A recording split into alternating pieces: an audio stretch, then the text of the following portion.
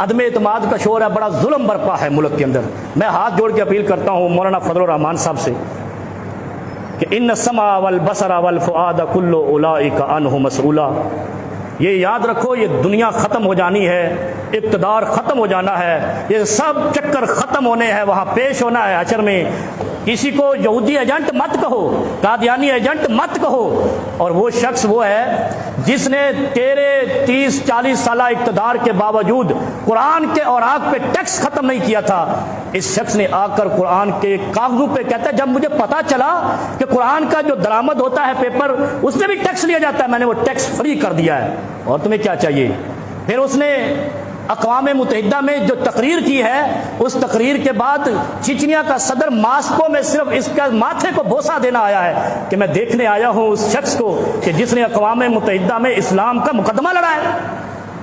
پھر پورے مسلمان ملکوں کے سامنے ہوتے ہوئے اقوام متحدہ نے عمران خان کی قرارداد کو منظور کیا ہے کہ اسلام کے خلاف جھوٹا پروپیگنڈا بین کیا جائے، جیسے ان کا وہ کیا جاتا ہے یہودیوں کا ہولوکاسٹ۔ کتنی بڑی بات کر دی ہے، اسلام کا مقدمہ اور کیسے لڑنا ہے۔ پھر تم عدم اعتماد کہتے ہو، اس کے جلسے بتا رہے ہیں قوم کو اعتماد ہے، تم کیوں اس کو ہٹانا چاہ رہے ہو؟ میں علماء سے عرض کرتا ہوں کہ اللہ کے لیے اللہ سے ڈر جاؤ، کسی کی ذات کے لیے دین کو استعمال نہیں کرو۔ اگر کسی سے مولانا فضل الرحمان کا بغض ہے، اس کا ذاتی ہے، دین اس میں استعمال نہیں کرو۔ اگر وہ دین کے خلاف کہیں جائے تو سب سے پہلے ہم کھڑے ہوں گے انشاءاللہ۔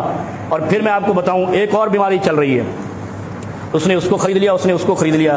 وہ ایک ممبر ہوتا تھا قومی اسمبلی کا، اس نے کہا یہ مقدس ایوان ہے، دھرنے والوں نے اس پہ حملہ کر دیا ہے، یہ مقدس ہے، اور تیری تقدیس وہاں پہ لٹ گئی۔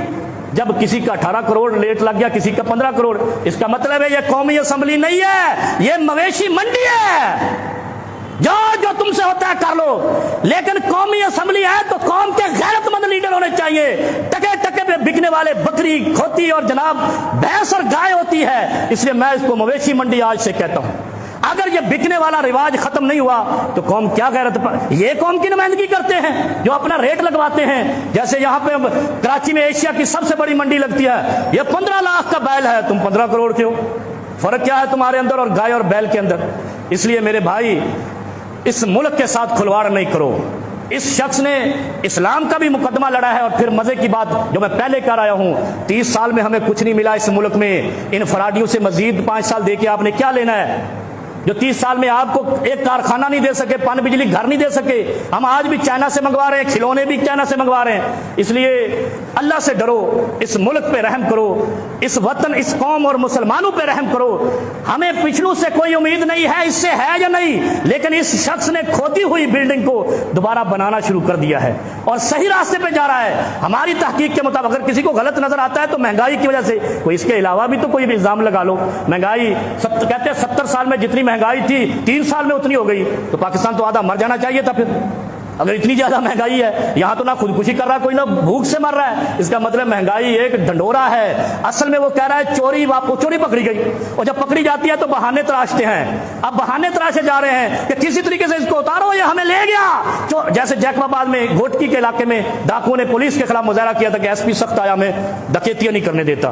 یہ چکر ہے۔ اور ایک مثال میں آپ کو سنا کے بات ختم کرتا ہوں، کیونکہ حق کا ساتھ جو قوم نہیں دیتی، خدا ان کا فَإِنَّ لَهُ مَعِيشَةً ضَنْكَا، جو قوم حق اور باطل کو نہیں پہچانتی، خدا ان کا رزق تنگ کر دیتا ہے۔ کسی کو نہیں سنائی آج تک بات۔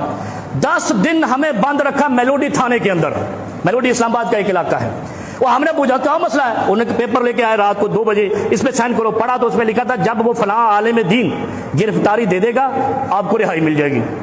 10 دن ہم بند رہے، بالآخر اس نے گرفتاری دی، ہم رہا ہو گئے۔ ہم نہ ضمانتی، نہ اس کی پارٹی کے، نہ ہم اس جلسے کے شریک۔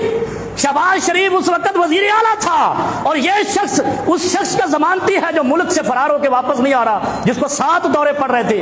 عمران خان صاحب، اگر اس خاندان کے 10 افراد کو آپ بند کر دیں، وہ بھاگتا ہوا شام کو ادھر آئے گا اس شرط پہ کہ جب یہ چھوٹیں گے تب جب وہ آئے گا تو ملک سب سدھر جائے گا۔ آپ ڈھیل دیتے ہو جس پہ عذاب کھڑا ہو جاتا ہے۔ اللہ رب العالمین ہمیں حق سمجھنے اور حق کا ساتھ دے۔ ہمیں جمہوریت سے کوئی غرض نہیں، آمریت سے کوئی غرض نہیں، اس قوم کو اپنی خوشحالی سے غرض ہے، اس قوم کو رزق سے غرض ہے۔ اور اگر ایسا نہیں ہے تو اللہ کی پکڑ ان قوموں پر آتی ہے جو بغاوت کرتے ہیں، سرکشی کرتے ہیں، حق کو نہیں پہچانتے۔